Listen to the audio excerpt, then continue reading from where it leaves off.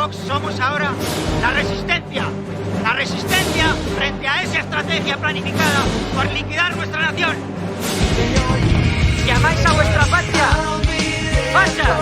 ¿Que queréis a Se invece vuoi coprire tua figlia o tua moglie col burka, torna a casa tua e fai quello che vuoi. Han recibido nel mio dinero de paese. Irak, está probado. Lo dirán, es que solo de Vox lo dirán. Saca, tócame las narices, me vas a utilizar a mí de noticias, tomar por culo. ¡Anda la mierda, adiós! Buenas tardes, bienvenidos y bienvenidos a esta quinta sesión del curso Los Cayetanos, que trabaja sobre la cuestión del crecimiento de la extrema derecha, los movimientos antifeministas y también todo lo que tiene que ver con los nichos y los ejes centrales de crecimiento de esas nuevas extremas derechas que están surgiendo a lo largo y ancho del mundo y que tienen especial relevancia también en el contexto europeo. Como sabéis, el eje vertebrador del curso ha sido el libro Familia, Raza y Nación en tiempos de posfascismos, editado por la Fundación de los Comunes, y donde estamos haciendo y a través del cual estamos haciendo un repaso y un acercamiento a estas extremas derechas. Como bien sabéis, en las últimas dos sesiones nos hemos centrado en eso que hemos llamado genéricamente en el título los movimientos antifeministas, pero que bueno, abarca muchas cuestiones muy distintas, ¿no? Hemos trabajado también cuestiones de migraciones, racismo, el uso también de la libertad de las mujeres, como es la sesión de Marisa, como excusa discursiva para avanzar hacia un nuevo campo de crecimiento masculinista en el ámbito de la extrema derecha. También hemos hecho un primer repaso a las tendencias conservadoras, neoconservadoras de Estados Unidos en su relación con eso que se ha venido a llamar la ideología de género. Y en la sesión de hoy pues continuamos con circulando en ese triángulo que forman extrema derecha, soberanismo, defensa de la familia y antifeminismo. Para eso hemos invitado pues a la autora del capítulo que ya señalábamos la semana pasada, que es Nuria Alabau, que como sabéis es periodista, participa también en la Fundación de los Comunes y coordina en la sección de feminismos de la revista periódico digital CTXT. El capítulo, como sabéis, se llama Defender a la familia contra migrantes y mujeres, convergencias entre antifeminismo y soberanismo. Y bueno, pues un poco las preguntas que traíamos hoy precisamente están en ese sentido. No solo analizar cuáles son esos movimientos antifeministas, cómo se están produciendo, en qué lugares se están enganchando, sino también pensar qué modelos de movimiento y qué preguntas se tiene que hacer el movimiento feminista, los movimientos feministas, para contrarrestar también y sobre todo crecer sin verse torpedeados, por decirlo así, por este tipo de discursos y este tipo de realidades. Así que muchas gracias a todos, a todas, a todes y comenzamos. Muchas gracias a Nuria por participar una vez más en los cursos de Nociones Comunes y todo tuyo. Te cedemos la palabra ya. Bueno, gracias Pablo. Bueno, pues en esta sesión, bueno, una de las dificultades de hablar de género y extrema derecha es que, bueno, pues las extremas derechas también es una denominación amplia y cuando estamos hablando de ellas estamos hablando de fenómenos como muy diversos, a veces contradictorios. Es verdad que, bueno, pues estamos hablando, por ejemplo, en el tema de los partidos, estamos englobando tanto lo que puede ser Reagrupación Nacional de Marine Le Pen en Francia, que forma parte de eso que se llama la ultraderecha renovada o la extrema derecha 2.0, creo que le llama Steven, ¿no? Que también dio una sesión. O podemos estar hablando de los neonazis de Amanecer Dorado, que como sabéis pues tienen precisamente pues, incluso una apuesta por una masculinidad que está ligada al ejercicio de la violencia, que podría ser, digamos, uno de los extremos, ¿no? en cuestiones de género, en cómo son tratados por estas extremas derechas, digamos, partidarias, ¿no? O sea, como que responden mucho a contextos locales y por tanto también se dan de una manera o se expresan de una manera muy variada, ¿no? Es verdad que, bueno, aquí en Europa pues normalmente hacemos como ponemos unos rasgos comunes y dividimos Europa en dos segmentos, ¿no? Europa occidental, oriental y Europa del Este, ¿no? Pero bueno, eso a grandes rasgos. Yo entonces, bueno, Europa Occidental quizás ha estado más tratado, cómo tratan estos temas, fue la sesión de Marisa, la pasada sesión. Entonces, bueno, yo me centraré un poco más en lo otro, pero bueno, voy a ir dando como unas pinceladas un poco para bueno, también entender, por ejemplo, Latinoamérica tiene una expresión como muy diferente. Allí, bueno, Bolsonaro también responde, digamos, a los contextos locales, igual que ha hecho Trump en Estados Unidos. Es verdad que, bueno, veo que está aquí Cristina Vega, que es una compañera que viene de Latinoamérica y que precisamente estudia estas cosas allí, así que supongo en la parte de debate, yo no voy a centrarme mucho en Latinoamérica, pero quizá ella puede hacer aportaciones desde allí, porque lo que está sucediendo realmente también es como muy significativo, ¿no? en relación a estas cuestiones. Y bueno, y luego evidentemente no solo estamos hablando de partidos, aunque yo voy a estar hablando fundamentalmente de partidos, pero que cuando hablamos de extremas derechas y tratamiento de cuestiones de género, nos referimos también a otros actores, ¿no? Pues, normalmente hablamos de fundamentalismos cristianos, ¿no? Que precisamente son aliados de la extrema derecha, digamos, o son su brazo armado, por así decir, ¿no? Son los que sostienen muchas veces los discursos más radicales cuando los partidos no pueden decir según qué cosas, ¿no? Aquí en el Estado español lo vemos muy claramente, por ejemplo, con Vox y Hazte Oír, ¿no? Pues Vox tiene que intentar disimular algunas cuestiones, su oposición a derechos de las mujeres y LGTBI, que digamos son conquistas asentadas, son consensos sociales amplios. Sin embargo, Hazte Oír, digamos, es que apoya activamente a Vox, es los que pueden tener el discurso más radical en estas cuestiones, ¿no? Y evidentemente cuando hablamos de fundamentalismos estamos hablando pues de las posiciones de las iglesias católica, por ejemplo, en esta cuestión, que es una de las iglesias más activas, digamos, a la hora de generar discurso contra el género o discurso antifeminista.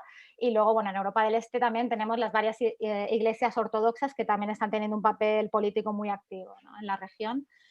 Y bueno, también estamos hablando no solo de las iglesias en sí, sino de estructuras o agentes que están vinculados a ellas. Bueno, aquí por poner un ejemplo muy claro, los legionarios de Cristo, o pueden ser organizaciones que son completamente seglares y que dicen que son independientes de la iglesia, ¿no?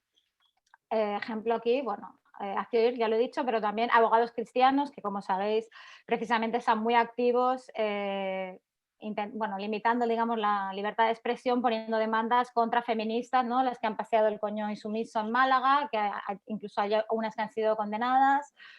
Bueno, como diversas organizaciones que engloban, digamos, una gran variedad de grupos que tienen estas posiciones, ¿no? Y que, bueno, también son interesantes pensarlos porque dibujan un ecosistema, digamos, que está alrededor de estos partidos de extrema derecha y que muchas veces, ya digo, sobre todo en Europa Occidental, tienen posiciones mucho más radicales que los propios partidos de extrema derecha, ¿no? Bueno, muchas veces es verdad que estas cuestiones de género a veces en el tratamiento de las extremas derechas se plantean como si fueran secundarias, ¿no? Se dice, bueno, son guerras culturales que en realidad están destinadas a esconder las cuestiones materiales que serían como las fundamentales, ¿no? Bueno, por un lado, es evidente que las cuestiones de género son profundamente materiales. Yo creo que la sesión de Fernanda, en ese sentido, os ha dado unas buenas pistas, ¿no? Hablando de precisamente cómo la segmentación del mercado del trabajo se hace de acuerdo a estas categorías de raza, de género, etcétera. Es decir, cómo es fundamental, digamos, para el proceso de acumulación de capital. Eso son cuestiones materiales, cuestiones de género.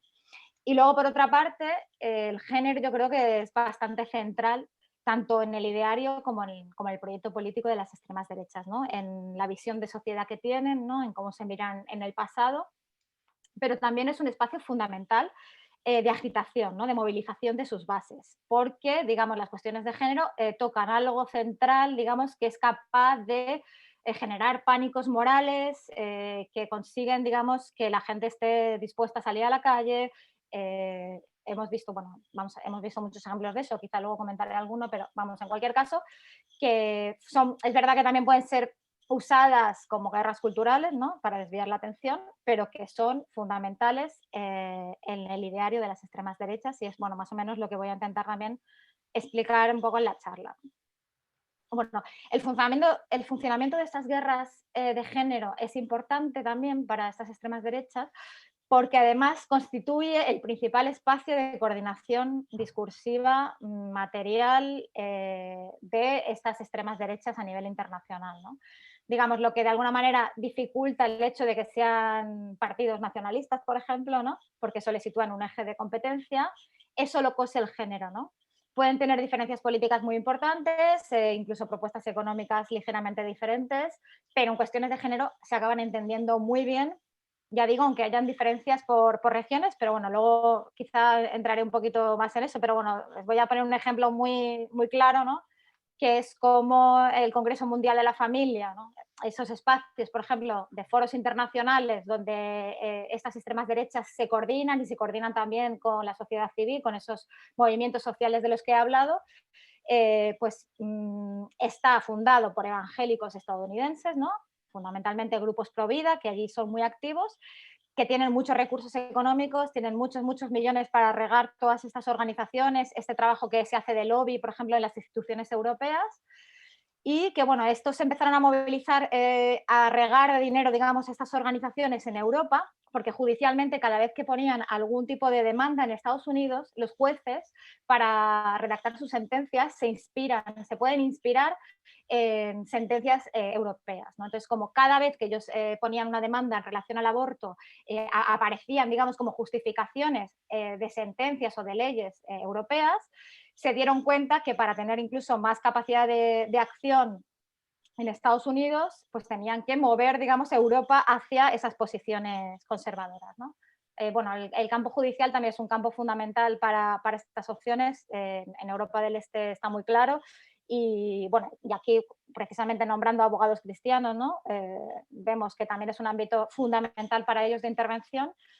Y bueno, y lo que sí quería ejemplificar antes de cómo se ponen de acuerdo, digamos, espacios políticos que en principio tienen intereses geoestratégicos totalmente diferentes, como pueden ser estos evangélicos estadounidenses con empresarios rusos o la Iglesia Ortodoxa rusa, ¿no?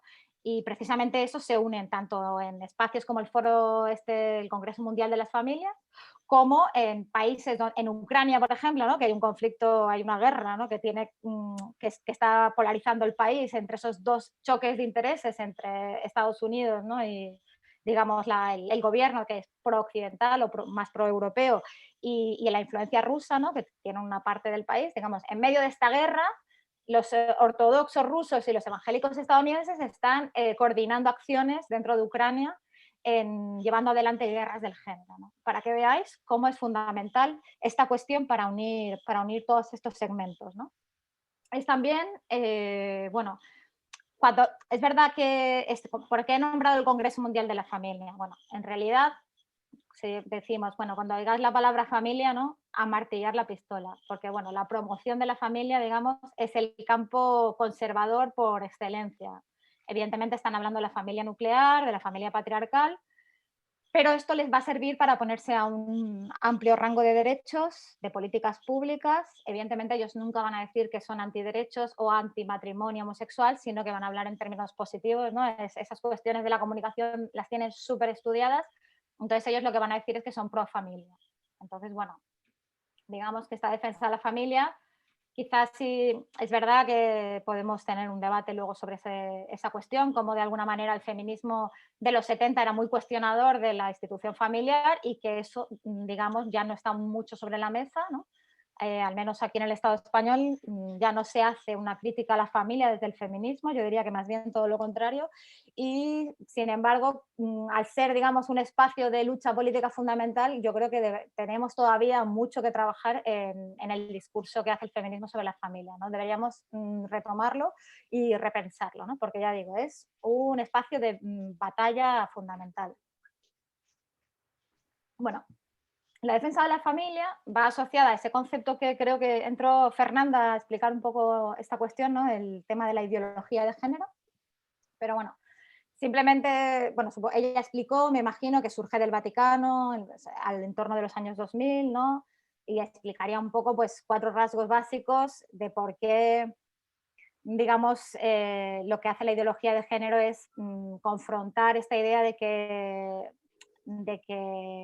digamos, la diferencia sexual es natural, ¿no? Y precisamente lo que hace el género es decir que no, que la construcción social de roles que se hace a partir, digamos, de los rasgos sexuales es, pues eso, una construcción social y por tanto puede ser desmontada, ¿no? O sea, de alguna manera esa tarea que hace el feminismo de elaboración teórica que desnaturaliza la diferencia sexual, para el Vaticano, ¿no? O para los que enarbolan hoy la bandera de la lucha contra la ideología de género, esto supone una amenaza al orden social, incluso al orden divino, ¿no? Que para ellos es lo mismo, y cómo estos elementos han jugado un papel muy relevante, sobre todo en Latinoamérica, también en Europa del Este, para, digamos, llevar adelante todas estas batallas que, bueno, llamo guerras de género, pero, bueno, en cualquier caso, es importante, bueno, hay unas teóricas de Europa del Este que hablan en términos de pegamento simbólico, ¿no? Lo de ideología de género ha sido un hallazgo,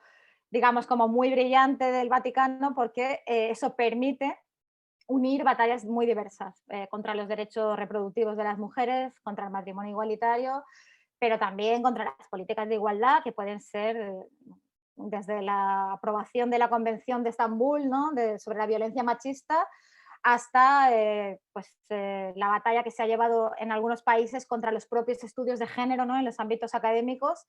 Sabéis que se han prohibido en Hungría, se han prohibido en Rumanía, ¿no? La educación igualitaria en las escuelas también ha sido una batalla fundamental, sobre todo en Latinoamérica y Europa del Este, aunque aquí, bueno, aquí también tenemos el ejemplo de Vox con el PIN parental, pero digamos que el nivel de estas batallas, pues bueno, tiene diferentes niveles de escalada según la región, ¿no? Como he dicho antes, también, bueno, la cuestión de la ideología de género sirve, digamos, para unir pues, estos distintos credos que pueden ser fundamentalistas cristianos, pueden ser evangélicos, sobre todo neopentecostales, católicos, ortodoxos, digamos que encuentran, por un lado, pues una manera de empujar leyes que encajan con su visión moral, pero también encuentran como una manera de acrecentar su influencia y su poder social, porque esto es una herramienta de intervención política en muchos países, y esto, bueno, lo hacen a través del control de la sexualidad o de la capacidad reproductiva de las mujeres, pero también, no sé, por ejemplo, en el caso del evangelismo neopentecostalista que decía antes, por ejemplo, cada vez tiene más peso en Latinoamérica, ¿no? Hemos visto cómo estas iglesias han apoyado la victoria de Bolsonaro, el vicepresidente de Estados Unidos con Trump era también evangélico, y de alguna manera digo que es una herramienta política porque, por ejemplo, o sea, un ejemplo muy claro que yo creo que se ve muy evidente es los acuerdos de paz en Colombia. Pues los evangélicos formaron parte de la campaña del no a los acuerdos de paz porque su principal argumento era de que estaban redactados bajo la ideología de género, ¿no? Porque se supone que tenían enfoque de género. Entonces, bueno, cuando quieren dar digamos, una batalla en apoyo de la derecha en cada país, pues lo hacen con este tipo de argumentos. Entonces, bueno, pues es una herramienta de poder, ¿no? Una herramienta que les permite intervenir en política casi de una manera, digamos, premoderna, ¿no? Donde ya no hay separación entre Estado y religión, sino que para estos derechas 2.0, digamos, son ámbitos de intervención fundamentales. Es lo mismo, ¿no? Hay que volver a conquistar el Estado. Y por ejemplo, los evangélicos de estas corrientes lo dicen así, ¿no? Quieren participar activamente en política. Bueno, es una herramienta también fundamental esta del género, mediante la que los gobiernos, los partidos de extrema derecha, pero también otros agentes, están creando activamente su base política y cultural, ¿no? Digamos que juegan a agitar. No es que siempre vayan a representar un bloque de mayoría política y cultural que ya existe, porque en muchos lugares, estamos hablando de, por ejemplo, aquí en Europa, estamos hablando de sitios donde hay cuestiones como la igualdad de género, que ya son, digamos, consenso social amplio, incluso el matrimonio igualitario en la buena parte de Europa es un consenso básico en Europa occidental. Sin embargo, ellos siguen sosteniendo estas posiciones, aunque, bueno, hemos visto que o veremos que tienen que ser disfrazadas, ¿no? Precisamente para encajar en esos moldes de la política de los lugares donde se despliegan, pero de alguna manera ellos no buscan siempre la mayoría del voto, dónde están los consensos sociales, sino que juegan a generar sus propios espacios políticos, ¿no? Juegan a movilizar minorías que son minorías, pero que son muy activas, ¿no? Entonces, no siempre buscan el voto, sino buscan que la gente esté dispuesta a salir a la calle, que estén dispuestas a jugar al activismo, ¿no? O sea, a participar en el activismo, a firmar manifiestos, a mover cosas por las redes sociales. Eso es importante, ¿no? Porque igual no tienen, digamos, no tienen el sentido común del país, no tienen masas muy grandes en muchos lugares, ¿no? Como en Europa Occidental, pero sí tienen gente como muy movilizada, muy capaz de, digamos, desde apoyar las acciones de estos partidos políticos, ¿no? Por supuesto, hay otro elemento, yo diría, que de estas guerras que es clave, es que la verdad no importa. Entonces vamos a ver que en cuestiones de género, igual que en cuestiones de migraciones o en cualquier otro tema que traten, están surcados de fake news, de rumores, de tergiversación. Esto lo viven como una guerra de la información, como cualquier otra guerra de la información, ¿no? Y las cuestiones de género también funcionan así. Entonces, bueno, lo que hemos visto mucho en Latinoamérica y en Europa del Este, bueno, aquí también lo hemos visto, de hecho, que estas extremas derechas o estas posiciones antigénero son capaces de generar movilizaciones en la calle como muy grandes, ¿no? Es verdad que aquí en el Estado español vimos un ciclo de movilización muy grande en este sentido desde el 2005 al 2011, ¿no? Que fue aquellas guerras culturales contra las leyes progresistas de Zapatero, ¿no? Esto, bueno, si queréis saber más sobre este tema, de hecho Pablo es uno de los mayores expertos, yo creo, en esta cuestión. Hay un libro en Traficantes que se llama Spanish Neocon, que si no lo habéis leído os lo recomiendo porque refleja muy bien esto. Y yo creo que es muy interesante también para entender lo que es Vox hoy, ¿no? Porque Vox precisamente nace de ese sustrato y eso también tiene que ver con algunas de las características de cómo funciona este partido político y cuáles son sus posiciones en estos temas, que bueno, luego entraré quizá un poco más porque ahora me he ido un poco del guión, pero vamos, que tengáis en cuenta este libro. Cómo se explica ahí cómo fueron capaces estas posiciones de sacar miles de personas a la calle, ¿no? En contra del matrimonio homosexual y en defensa de la familia. Y cómo esto, que yo creo que en España fue probablemente el país, uno de los países donde antes se dieron, y luego se fueron replicando en Latinoamérica y en otros lugares de Europa, ¿no? En Francia, ¿no? Con la Mani para Todos, que también era contra el matrimonio homosexual, y que hoy todavía se movilizan por cosas como la educación, contra la educación sexual en las escuelas, etcétera, ¿no? Bueno, como decía, Europa está dividida, Europa occidental, donde la retórica de los partidos es otra. Yo creo que la sesión de Marisa, ella debió explicar bien, ¿no? Cómo se ha producido, digamos, esa renovación de los partidos de extrema derecha 2.0, ¿no? Para adaptarse a sociedades que han cambiado, ¿no? A sociedades que, por un lado, o sea, han cambiado porque se han producido luchas muy fuertes en este sentido, ¿no? Aquí las conquistas que se produjeron después del 68, los años 70, de luchas feministas y LGTBI que fueron muy fuertes. Digamos, este tipo de luchas cambiaron la hegemonía cultural para siempre, ¿no? Es una manera en que a veces nosotras, a veces el feminismo, a veces las luchas LGTBI ganamos cosas. En este sentido yo creo que sí se cambió la hegemonía cultural para siempre, lo cual no quiere decir que nos sigan amenazadas estos derechos precisamente por cómo son funcionales a las guerras de género de las extremas derechas. También se ha producido un avance del laicismo, es verdad, pero bueno, en cualquier caso, en España, en Francia, las sociedades nórdicas ya no os digo nada, hay un consenso social en que la igualdad de género, digamos, es algo con lo que sí, no te puedes oponer, digamos, de manera muy frontal. Entonces, bueno, Marisa habrá explicado, ¿no? Que para crecer en voto pues han tenido diversas estrategias de lo que, bueno, referido a cómo ha funcionado en Francia, se ha hablado de la desdiabolización, ¿no? De la extrema derecha.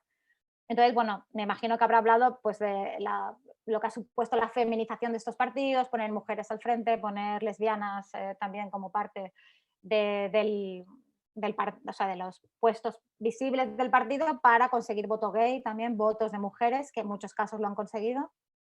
Y bueno, y luego habrá hablado, me imagino, de una estrategia de renovación de su discurso, que es la fundamental, yo creo, que es esta que llamamos la racialización de la política sexual, que, bueno, más o menos, digamos, supone una de las principales novedades respecto de los conservadurismos anteriores, ¿no? Que es cómo se surcan esos dos ejes de raza y género precisamente, ¿no?, con todo ese discurso de representar al Islam como una religión fundamentalista, retrógrada, los migrantes o los musulmanes son violadores, son agresores en potencia, ¿no?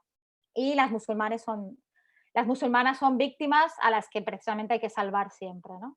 Y esto, bueno, lo hemos visto con la prohibición del velo y últimamente lo estamos viendo también como Macron, como digamos, lo que puede ser otras posiciones políticas, el centro en Francia, etcétera, han llegado a asumir estas posiciones que antes eran como de la extrema derecha, ¿no? Porque, bueno, sí sabemos que una de las funciones fundamentales o de los problemas o de las consecuencias más radicales de la emergencia de las extremas derechas es que son capaces de mover también el discurso de otros partidos que estaban en otras posiciones, ¿no? En cualquier caso, en Francia, con la cuestión del laicismo, la prohibición del velo, etcétera, y ahora, bueno, la prohibición incluso de espacios musulmanes, etcétera, en el país, tiene mucho que ver con estas cuestiones, ¿no?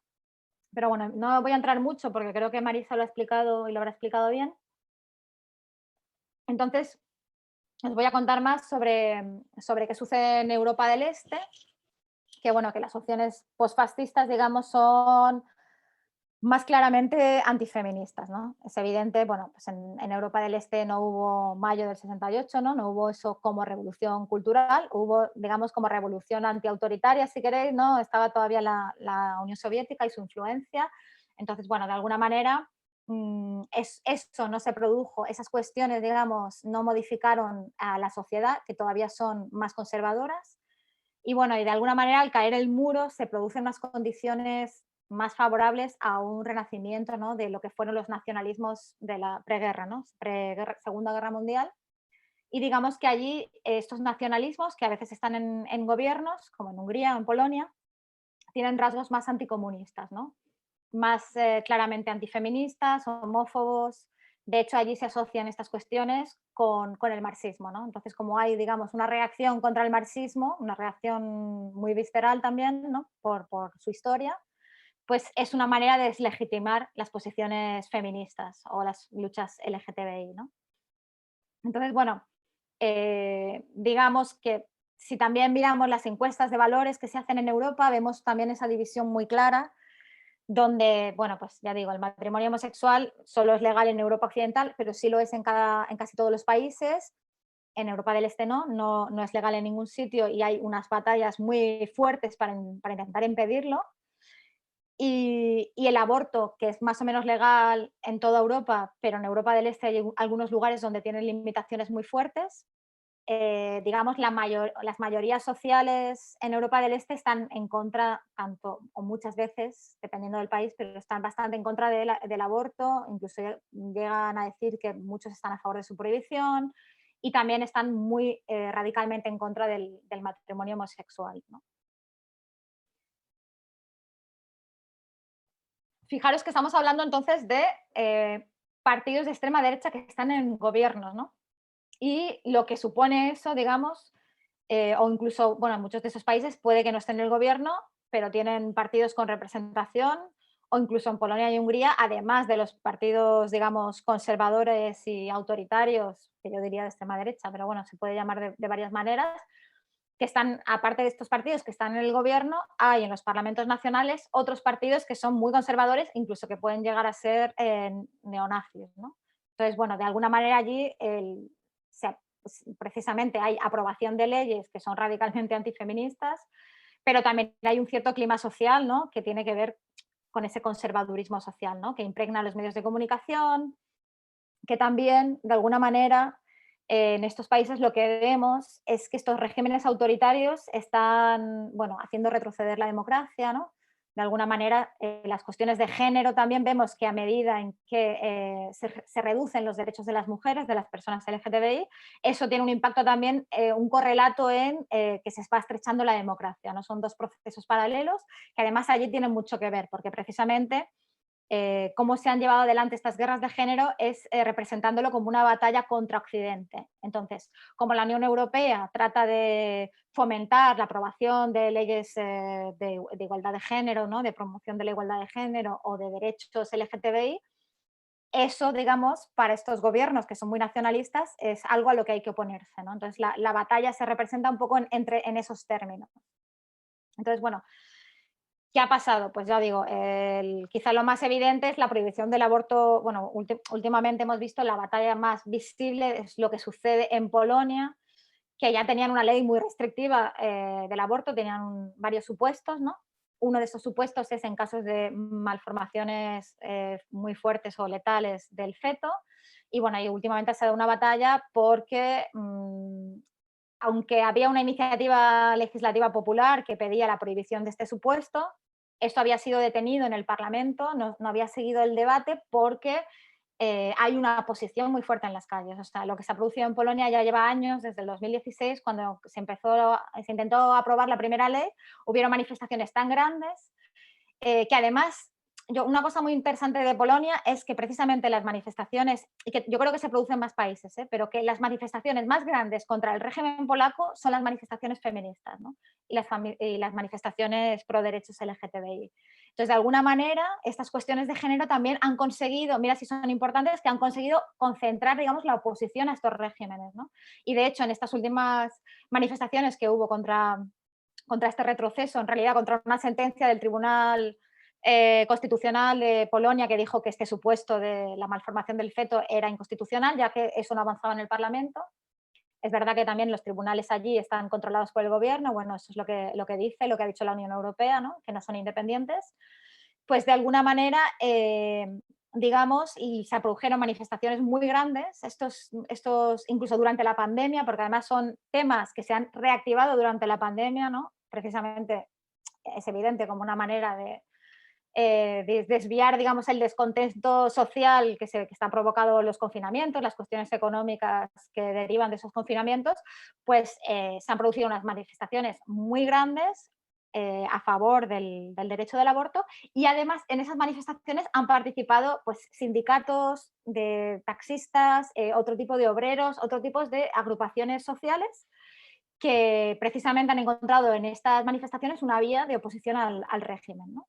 Y eso es una cosa que a mí me parece como muy significativa, que también da cuenta de la importancia de las cuestiones de género, digamos, en la estructura política, en las batallas que tienen que ver con cómo se está articulando el autoritarismo en varios países del mundo, ¿no?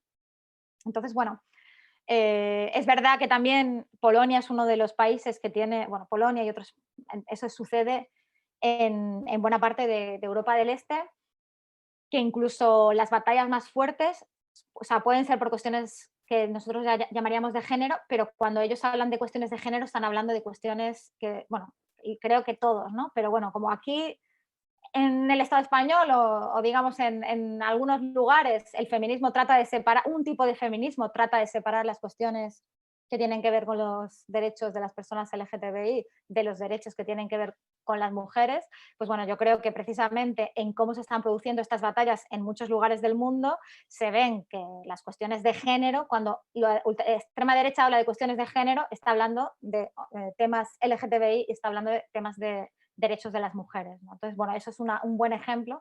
Para ellos están fusionados.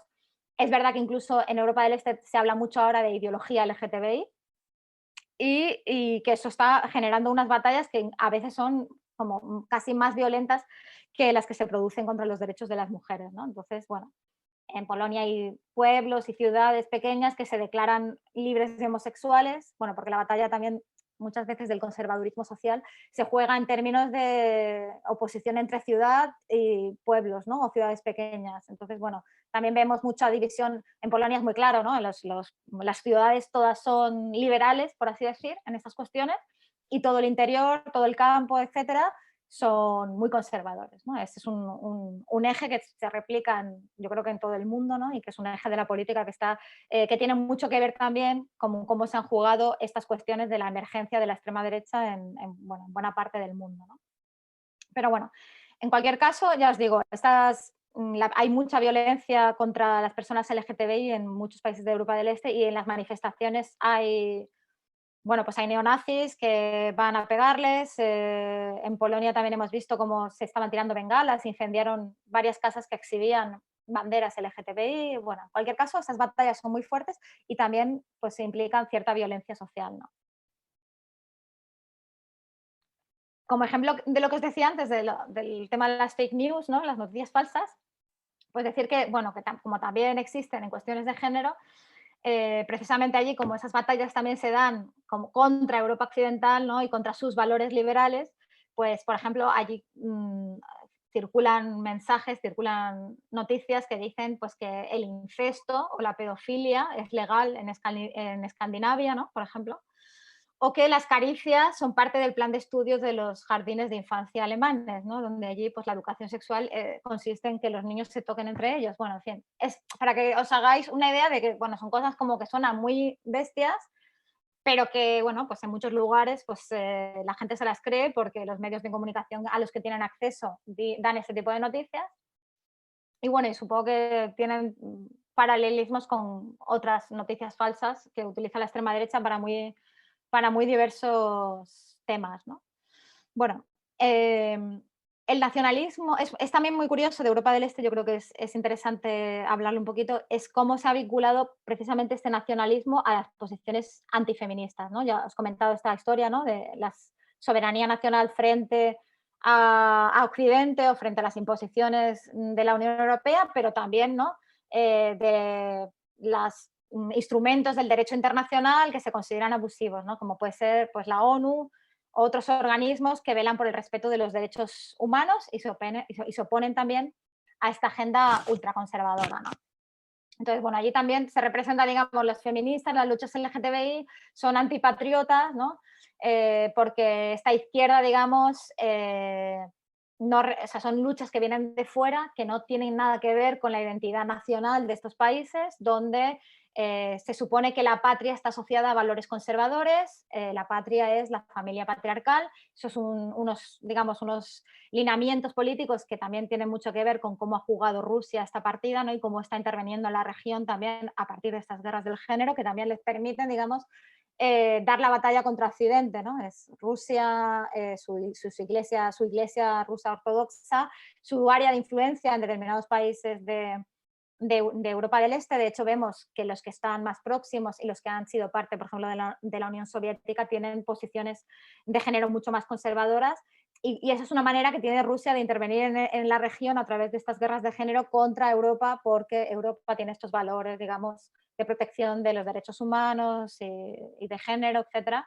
Entonces, la batalla se juega en esos elementos, ¿no?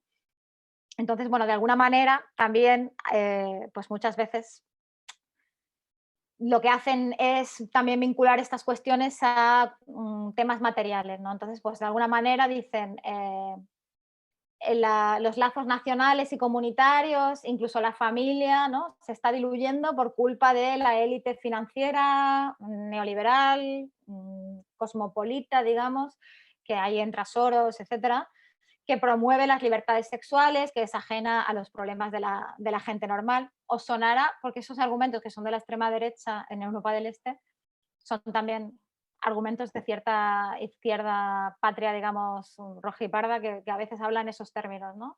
Pero bueno, en cualquier caso, que sí que es verdad que también hay una cuestión que dijo el Papa, aquí otra innovación del Vaticano, que ha llegado a hablar de que estos valores que destruyen la familia suponen una suerte de colonización cultural, ¿no? De esta manera, digamos, esto que lo dijo el Papa Francisco, lo he dicho alguna vez, ha sido unos elementos, digamos, que juegan en estas batallas de Europa del Este, ¿no? Estas batallas de género, que se vinculan con este resentimiento contra Occidente, y es verdad que tiene una base material, digamos, que también está ahí, que es cuando se desmantela el Estado soviético, ¿no? Pues de alguna manera pues la llegada de la democracia no ha traído ese bienestar esperado, ¿no? Incluso se ha retrocedido porque ese Estado social ha retrocedido, ¿no? En muchas cuestiones. Y entonces este, digamos, descontento por las condiciones de vida también acaba codificado en términos de guerra cultural o de guerra de género, ¿no? Bueno, en cualquier caso, también es verdad que en las encuestas hay otra cosa que es interesante, es que los países donde la gente se considera más nacionalista son también más conservadores sobre normas de género y sobre la cuestión de la homosexualidad o los derechos LGTBI, ¿no? Y en esos países, además, la religión es un componente de la identidad nacional. Pero bueno, en cualquier caso, esta retórica antineoliberal, o incluso algunos tienen una retórica antisistema, cuando están en gobiernos, en ningún lugar del mundo han hecho, digamos, han intentado medidas muy radicales en ningún sentido, ¿no? Nunca han ido más allá de una socialdemocracia racista, ¿no? Por ejemplo, en Polonia han hecho asignaciones por hijo, ¿no? Para fomentar que las mujeres, digamos, asuman este rol de reproductoras de la fuerza, no iba a decir de la fuerza de trabajo, pero ellos lo hablan en términos más bien de reproductoras de la nación, pues para que sean reproductoras de la nación, pues se les ha dado una asignación por hijo. Entonces, bueno, en cualquier caso, bajo esos argumentos, quiero decir que pueden tener este tipo de políticas sociales, pero que no son gobiernos que sean antineoliberales, ¿no? Bueno, de hecho, muchas opciones de extrema derecha son más bien neoliberales, ¿no?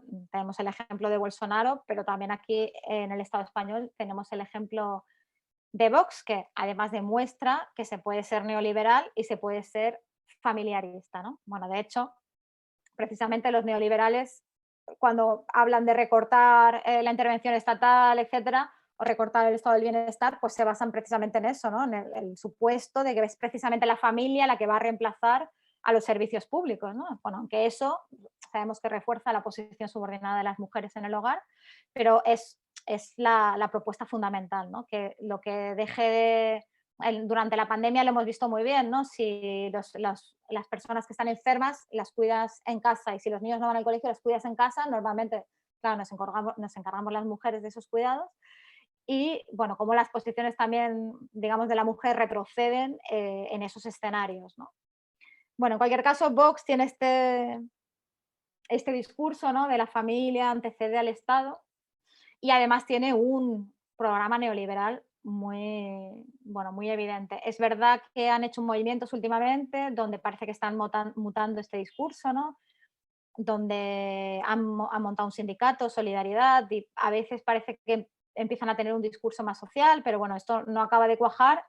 No acaba de cuajar porque, bueno, pues la pinta de pijos que tienen, etcétera, por su programa político, pero también por esto que he dicho de que, bueno, pues están sujetos, digamos, a sus orígenes como escisión del PP, de ese sector neocon, que precisamente jugó ese papel tan importante dentro de las guerras culturales, ¿no? De la era Zapatero en esos años, ¿no? Entonces, ese sustrato del que provienen, pues les ha generado cierta inercia y también cierta dependencia de precisamente grupos, o sea, parte de su apoyo económico y su apoyo social son estos grupos de fundamentalistas de muy diverso calado, ¿no? Como puede ser Hazte Oír, pero otros grupos de padres, AMPAs, no sé, como unos segmentos, digamos, radicalizados, pero muy variados, pero que evidentemente, digamos, son los que les permiten tener posiciones más radicalmente antifeministas, diría yo, que otros partidos de Europa Occidental de los que hablábamos antes que se han tenido que renovar, ¿no? Que han renovado sus discursos. Entonces, pues una Marie Le Pen incluso dice que no está en contra del aborto, ¿no? Entonces, bueno, sin embargo, Vox, ¿no? Tienen posiciones en esas cuestiones más evidentemente antifeministas. De hecho, juegan a ser el único partido, sí, porque el PP tiene posiciones más suaves, aunque ya sabemos que va variando, o sea, su inclinación hacia la derecha va variando, ¿no? Según las estrategias políticas del momento, pero bueno, en cualquier caso, el partido más radicalmente antifeminista es Vox. Durante el último 8M pues fueron los únicos que no fueron a la manifestación y que además convocaron, digamos, contraprogramaron un mitin. Mientras que el PP, por ejemplo, que bueno, que juega ahí, que no sabe muy bien, porque claro, no le sale muy bien hacerse las feministas, pero bueno, en cualquier caso, mandaron representación a la manifestación. Entonces, bueno, Vox, digamos, también quiere recoger ese segmento de personas descontentas con el feminismo, de hombres descontentos con el feminismo, y está jugando como muy radicalmente esa carta antifeminista, ya digo, que no hacen otros partidos de Europa Occidental, aunque sí Salvini sería también como otra adaptación local. Bueno, he visto que hay gente italiana entre el público, o sea, entre los que estáis participando. Entonces, si queréis luego explicar un poco más cómo veis esa derivación local de las extremas derechas en Italia, estaría bien, ¿no? Porque yo creo que precisamente Salvini y Vox son dos partidos que tienen características como que tiene mucho que ver con lo que es, bueno, con lo que es el contexto político, histórico, digamos, de nuestros países, ¿no? Bueno, en cualquier caso,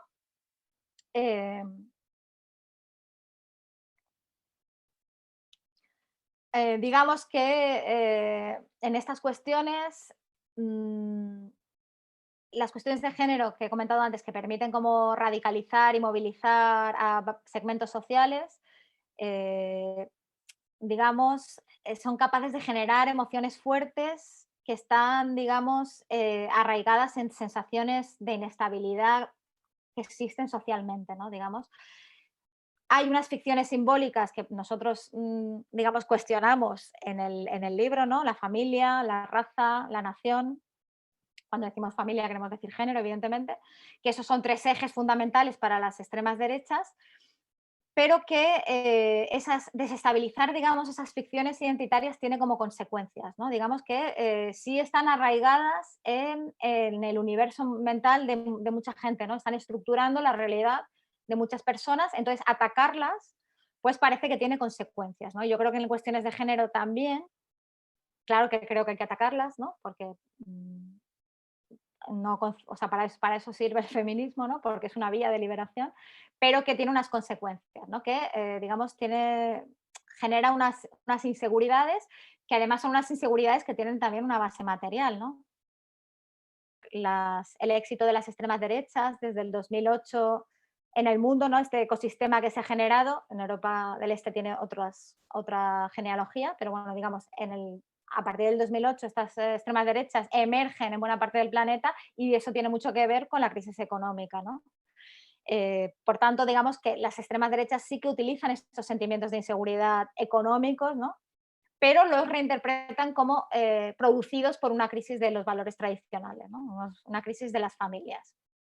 Entendiendo, claro, que bajo el liberalismo la familia pues, se ha convertido precisamente, ¿no? Como se ataca al Estado, se ataca a los mecanismos de solidaridad estatales, pero también se ataca a los mecanismos de solidaridad comunitarios que hay, por ejemplo, en muchos países, como en Latinoamérica, ¿no?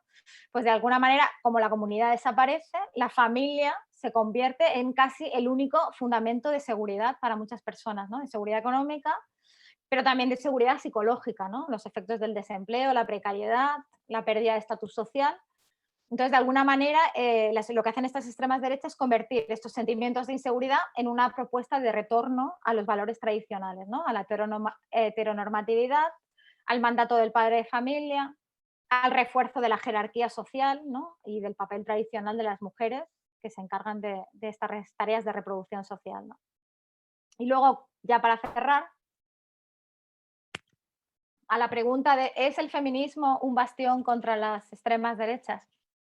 Bueno, es evidente que lo vemos, por ejemplo, a nivel de voto, lo hemos visto con el voto a Trump, lo hemos visto también a nivel de movilización, pues estos últimos años el movimiento social con mayor capacidad de sacar gente a la calle probablemente ha sido el feminismo, también el ecologismo. Pero bueno, ya digo, en algunos de estos lugares, he explicado lo de Polonia, estas movilizaciones son las que se oponen a regímenes autoritarios, ¿no? Han conseguido condensar esta oposición a determinados regímenes, ¿no? Y luego, bueno, en Ucrania también es curioso porque las manis LGTBI son las manis contra el gobierno. Pero bueno, es verdad, también pensando desde el feminismo, ¿no? Que si el género central en sus propuestas es desde los espacios feministas donde podemos hacer mejor oposición, por lo menos a nivel de discurso y también a nivel de propuesta de proyecto político, ¿no? Proyecto político del feminismo. En este caso estaríamos pensando en un feminismo de base, incluso en un feminismo anticapitalista, ¿no? que habla de que todos somos seres interdependientes, de que todas las vidas merecen ser preservadas por igual, ¿no? Digamos que yo creo que este feminismo de base que impugna al sistema, ¿no? Es portador también de una nueva utopía que habla de la construcción del lazo social, habla de lo común, ¿no? Habla de poner en valor estas redes de interdependencias que han sido invisibilizadas, ¿no? Digamos que esto es un proyecto, yo creo que se opone al de las extremas derechas, que es el del resentimiento social, el del miedo, ¿no? El de excitar este odio al diferente, al extranjero, ¿no? Que es el proyecto postfascista, ¿no? Entonces el proyecto feminista sería, digamos, la contra, porque se propone reconstruir la sociedad, reconstruir el vínculo y darle valor, ¿no? Y precisamente repensar o por lo menos nos proporciona la posibilidad de repensar la sociedad en torno a esta construcción, digamos, de lazo social y no ni del mercado ni del resentimiento, ¿no? Pero bueno, en cualquier caso, el feminismo ya sabemos que es un movimiento social plural que está cruzado y surcado por distintas propuestas ideológicas, por distintos intereses de clase, y últimamente estamos asistiendo, pues, a muchos conflictos, ¿no? En el interior del feminismo. Entonces, bueno, de alguna manera, yo creo que el feminismo que tiene capacidad de confrontar a estas extremas derechas, por una parte, es este que está vinculado a un proyecto de transformación más profundo, ¿no? Es un feminismo de clase, no es un feminismo que quiere la igualdad entre hombres y mujeres, pero cada uno dentro de su estrato social, sino que quiere darle la vuelta a la sociedad, ¿no? Entonces, yo hablaría, pues, tanto del feminismo que tiene mayor capacidad de oponerse a la extrema derecha, tiene que ser un feminismo de clase, que ataque las raíces de esos malestares sociales que hemos dicho que provocaban el crecimiento de estas extremas derechas, ¿no? Esas carencias materiales, ese retroceso del estado del bienestar, etcétera, ¿no? Por tanto, es un feminismo que habla del reparto del poder y los recursos, y yo creo que también es un feminismo que pone en el centro la cuestión de las fronteras, ¿no? Y por tanto también sería, pues, anticapitalista, antiautoritario. Yo creo que, pues, una tarea que tenemos es dar la pelea dentro del feminismo, porque precisamente, pues, los que tienen mayor visibilidad en medios, los que tienen mayor capacidad de posicionar sus discursos, pues son otros feminismos, digamos, más liberales o más institucionales, ¿no?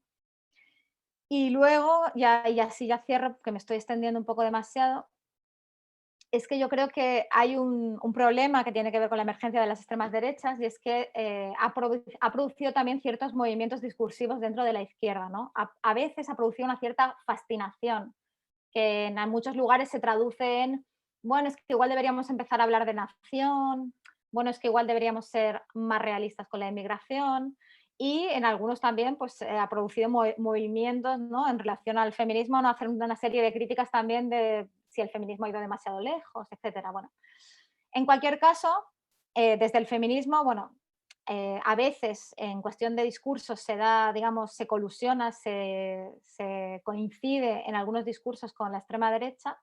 Entonces, ese, digamos, no sería un feminismo donde se pueda dar la batalla contra estas opciones, sino que debería ser un feminismo completamente alejado de su agenda y completamente alejado de sus argumentarios, ¿no? Yo creo que sí que estamos viviendo una ola muy reaccionaria en el feminismo y una ola probablemente muy reaccionaria y conservadora en una buena parte de la izquierda. Entonces, bueno, eso es muy evidente, yo creo que se ve en la cuestión de los derechos trans, en cómo la ofensiva que se está viviendo en muchos países del mundo, aquí en el Estado español es muy evidente, ¿no? Con la discusión de la nueva ley de identidad, donde hay una fuerte ofensiva y donde, como estamos viendo, no solo hay argumentos parecidos a los de la extrema derecha, sino que el estilo discursivo, ¿no? Y el estilo argumentativo evidencia, ¿no? Esa coincidencia con las extremas derechas, con fake news, con estos argumentos del tipo es que apoyar los derechos trans es neoliberal, ¿no? O, no sé, las teorías de la conspiración con la teoría queer, etc. Y bueno, y por supuesto, tiene que ser un feminismo antirracista, que no compre estas tesis islamófobas, ¿no? Que no considere que las mujeres musulmanas son víctimas a las que hay que salvar, que en muchos países hay un cierto feminismo que está, digamos, asociándose con la extrema derecha o con, digamos, el laicismo de Estado, por llamarlo así, en estos intentos de prohibición del velo, ¿no? Hay una, eso supongo que lo habrá comentado Marisa, ¿no? Que se le llama femonacionalismo y tal, hay alguna teórica Sarah Farris, que lo está elaborando, ¿no? Esos feminismos que apoyan este tipo de tesis islamófobas. Y luego, por último, yo diría que tiene que ser también un feminismo antipunitivo, ¿no? Que no promueva falsas soluciones de cárcel, de más penas, como eso, como una solución para la violencia machista, donde ahí también se está produciendo una confluencia con las extremas derechas, que precisamente, ¿no? Por ejemplo, Vox dice que contra la violación pues hay que aumentar las penas, tiene que haber prisión perpetua, o sea, cadena perpetua. Y eso sucede en muchas extremas derechas que precisamente dicen que quieren defender a las mujeres de la violencia y que la manera de hacerlo va a ser pues con penas más duras, ¿no? Con cárcel, con seguritarismo, que es un marco también de relación, digamos, con los problemas producidos por el neoliberalismo, ¿no? Con una forma de relacionarse con la pobreza, etc. Y ahora sí, ya acabo, lo siento. Yo diría que también nos hace falta un feminismo que tenga un estilo menos punitivo, menos inquisitorial, menos moralista, que no se dedique tampoco a culpabilizar a los hombres, o un feminismo que no esté muchas veces como persiguiendo la corrección política en las redes o en público, ¿no? Que se dedica fundamentalmente, o una parte del feminismo se dedica a señalar a los hombres que son machistas, ¿no? Como decía, da la sensación de que hemos ganado una cierta hegemonía y que ahora parece que nos dedicamos a vigilarla, ¿no? A ver quién se sale del guión.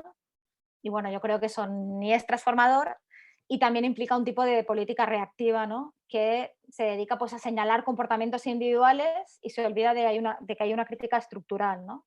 Entonces, bueno, pues eso. Yo creo que ahora mismo necesitamos un feminismo que apueste por explicar que este es un proyecto de emancipación social y que es un proyecto, por tanto, que se propone cambiar la sociedad y para ello también necesita el compromiso de los hombres, ¿no?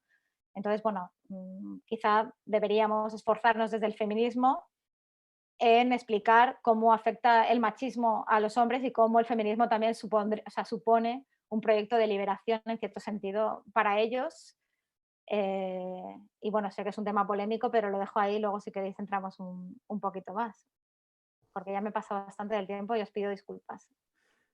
Muy bien.